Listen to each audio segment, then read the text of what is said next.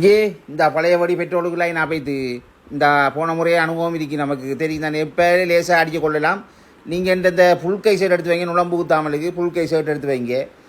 மற்றது நுழம்பு வலை, பெட்ஷீட், நுழம்பு திரி, மற்ற சோப், சிக்னல் எல்லாத்தையும் எடுத்து வைங்க.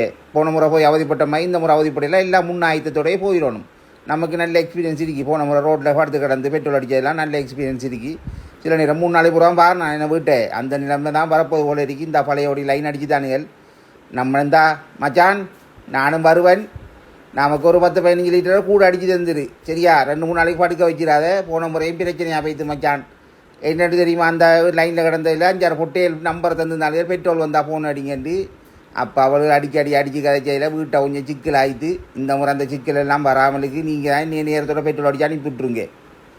நேரம் திரும்ப லைன் தான் மச்சான் பார்த்துக்கொள்ளு. அடிச்சுட்டு நமக்கு ஒரு 10-15 லிட்டரை கூட சரியா.